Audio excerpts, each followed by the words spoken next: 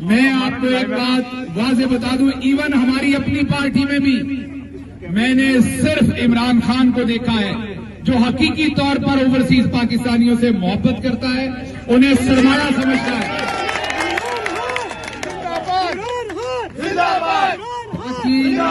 کون بچائے گا پاکستان؟ کون بچائے گا پاکستان؟ میری جان میری جان۔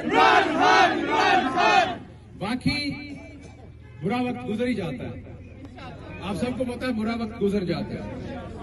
ہم نے جب یہ سارا سفر شروع ہوا تو ہمیں اندازہ نہیں تھا کہ 76 سال میں اس ملک میں کیا ہو رہا ہے، کیونکہ جیسے آپ کی آنکھوں پر پردہ تھا ہماری آنکھوں پہ بھی پردہ تھا، بہت ساری چیزیں ہمیں نظر نہیں آتی تھی۔ جب وہ اپنے آپ پر بیتی تو ہمیں پتا چلا کہ بلوچستان کے لوگ کیوں روتے تھے، ہمیں پتا چلا کے پی کے لوگ۔ ہم جس تعداد میں یہاں آج کھڑے ہیں، اگر پاکستان جس طریقے سے چل رہا ہوتا تو ہم یہاں نہ کھڑے ہوتے، ہمارے آباء و اجداد یہاں نہ آتے۔ کسی کو شوق نہیں ہوتا اپنا گھر چھوڑنے کا۔ آپ اپنے ارد گرد دیکھیے، لندن میں یا کہیں بھی آپ کو ملیشیا کے رہنے والے کتنے لوگ نظر آئیں گے؟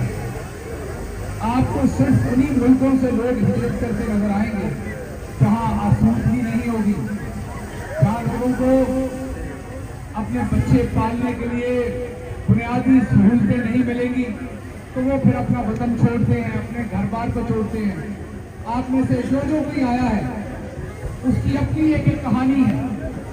آپ میں سے ہر شخص کی کہانی کو اگر کہ اللہ کا عذاب ہے اس ایوب خان کے اوپر جس نے سب سے پہلے بیڑا غرق کیا، اللہ کا عذاب اس کی قبر پر گئی، اس لیے اس پاکستان کا بیڑا غرق کیا سب سے پہلے، کہ سب سے پہلے اس نے پاکستان کے اندر سب سے پہلے اس نے جمہوریت کا گلا گھونٹا، اور جب جانے لگا تو اس بے شرم آدمی کو اتنی توفیق نہیں ہوئی کہ جاتے ہوئے ہی جمہوریت کو اقتدار لوٹا دے، اس نے جاتے ہوئے بھی یحییٰ خان کو اقتدار۔